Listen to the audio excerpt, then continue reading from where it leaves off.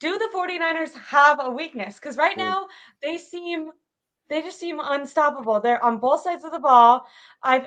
Last game I was like, okay, I feel like the offense is kind of stepping up, where maybe in previous seasons the defense has always been the side of the ball to kind of carry.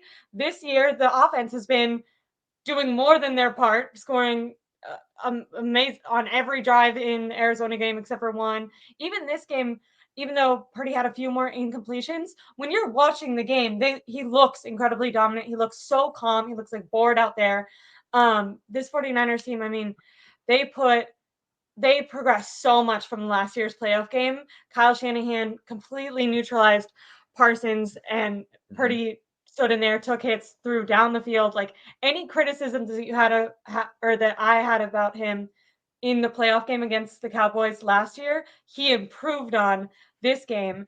And going into this game, I was kind of wondering, okay, is the defense, are we noticing like a bit of a problem? I know they're getting tons of pressure, but the sacks aren't really showing up. There's some problems with the secondary.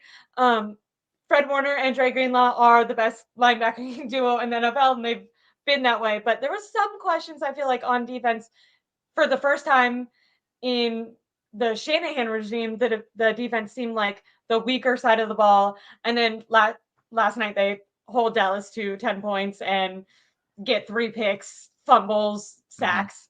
So do the 49ers have a weak side of the ball? Do they have a weakness? How you talked about going against a great defense next week in Cleveland. How is someone going to stop this? What are the 49ers weaknesses in your opinion? Yeah, that's hard. The weakness you would think off the top of my head, it has to be right tackle, which is funny how they didn't line up Micah Parsons 100% of the time against them. It was kind of too much of a meathead move from Quinn or the Cowboys or McCarthy, whoever's call that was, to do that was so stupid because you guys could have had I mean, we just saw in the playoff game where Micah Parsons literally one-handed McGlinchey backwards and almost was a snap away from taking Brock Purdy to the ground, which was crazy. And then you're going to go ahead and be like, all right, half the snaps, or I don't know the exact count, but I definitely know it wasn't the majority. It was crazy how many times he was going up against Trent Williams. It was kind of stupid. But I mean, I kind of wonder if like, did it even matter? Because he was always getting like chipped and stuff like that. But in terms of I weakness, was it's gonna hard say, for me to tell. I mean, other than like I said, right tackle, nickel's kind of a questionable part. But really, it's like it's funny because Isaiah Oliver is kind of a roller coaster ride. It kind of reminds me of Akilla Witherspoon, but in the slot where he has those big plays that it's like, what are you doing? And then it's like all of a sudden he's doing his job. He's doing his assignment. He's coming up in the run game. He's making these random impact plays. Like in the Rams game, I remember he was getting picked on too. And then he came through towards the end in the second half in the clutch. And then this game, even though he lit up that touchdown in the slot, he still came out and was doing his thing against CeeDee Lamb. So he's really the ones those are the two linchpins you can pick on. And other than that, like, because personally, I remember with Grant last Friday, there was a lot of questions about corner. And I'm like, corner's fine to me. Do you guys not realize that it's hard to find one good corner out there, let alone two? And I think the 49ers have two, which, by the way, I asked Kyle Shanahan a question on the phone about Diamondor Lenore. yeah, tell me So, about what no, question he did pretty you much ask just him? raved I about saw him, that. talking about that was his best game. Because to me, it's like, dude, Lenore needs to get more credit. And I tweeted about it last night. It's like the guy, honestly, I've been really like liking him ever since his rookie year, which he got a lot of slack because he got pretty much abused by Devontae Adams. And it's like, okay, it's Devontae freaking Adams. Who's going to do good against him? And then he got pulled. I always thought he was better than Ambry Thomas. And it's looking that way too. He knows how to stick with his man. He does well in man coverage. He's not afraid to tackle.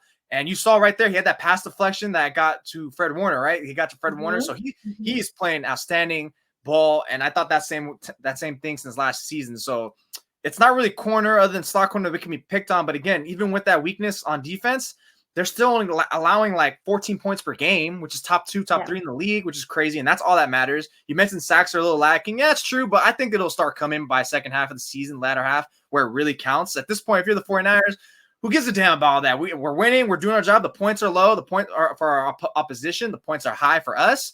We're looking good. Because again, on the other side of the ball with McKivitz, like I mentioned, even though that's a weakness, even though he's a weakness and technically the worst liability, they're still doing perfectly fine with them. So at the end of the day, I think I'm looking like, okay, Brock Purdy, are you really sustaining this? Because what has been the downfall of the 49ers every year?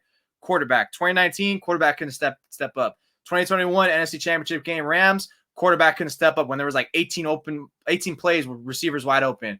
Last season, okay, you can chalk it up to injury, but still, it was the quarterback position that kind of let them down in terms of injury, freak accident and stuff. But it's kind of really hard to pick a, you know, it's a nitpick. I was trying to nitpick Brock Purdy last night and today, and I'm like, I don't know where defenses are really going to throw him off his game, because if they do for a second, you think Shanahan is going to stand there and be like, oh, okay, they're trying to expose this for him. Watch this. Let me go ahead and mask this and do this. So it's like, it's really hard. I'm trying to nitpick the 49ers at this point because I'm trying to see, okay, what can we expect in the future? Not because I'm hating on them, but it's like, what's a tendency that someone can expose? And I don't see it right now. I just don't. I completely agree. Even with you were talking about Oliver, I feel like he'll give up like one big play, but then for the rest of the game, he'll be like so sound. If he was on that, like with Tart and Jimmy Ward, I feel like he was kind of in that like style of secondary player where he's not necessarily the one that's like getting the ball every single time, but he's pretty sound on his assignments. And I think that that's all Steve Wilkes wants from him right now. When you look at McKivitz, what they did yesterday, I think why they ended up moving Parsons, I saw Kyle Posey did like a film breakdown on it on Twitter. It was really short if anyone wants to check it out. But anytime that they lined Parsons up on the right side, they would put Kittle and Juszczyk over there. And so they almost like wanted to like, I guess, test they were like, well, we can't do it here. So we're just going to try against Trent Williams, which I don't think is the right move. They basically said, what's better, facing a 3-layered wall or one pretty much impenetrable fortress? So which one is it? He's like they had no answers. They had nothing. Yeah. And at that point, it's like, if you're trying to stun him, it's like, I mean, it pretty much was just a mismatch. And that's also the thing too, is like one thing about the 49ers is they're not soft.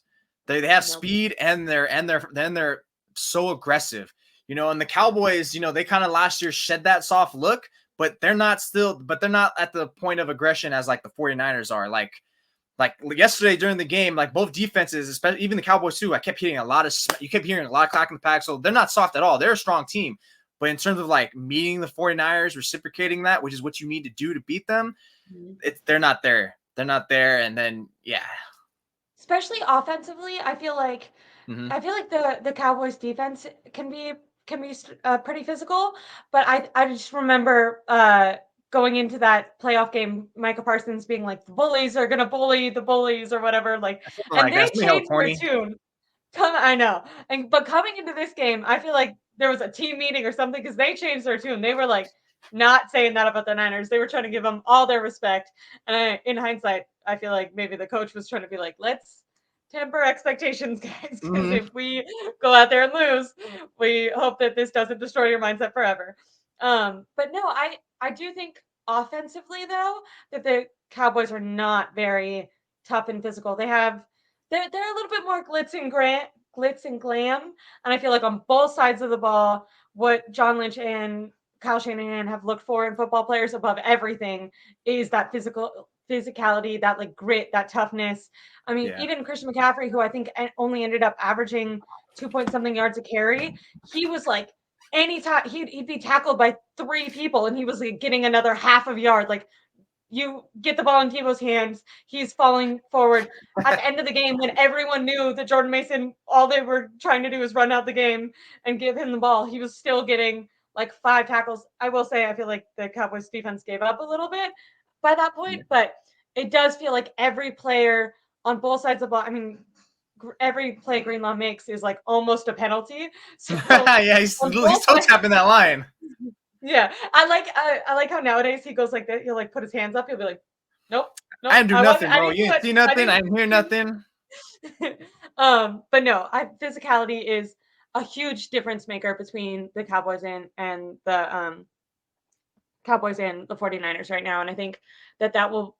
I'm interested. I mean, not to look too far ahead, but when we're talking about best teams in the league and stuff like that, I'm interested in seeing how they go against a Philadelphia and other more rough and tough teams, even next week against a better defense.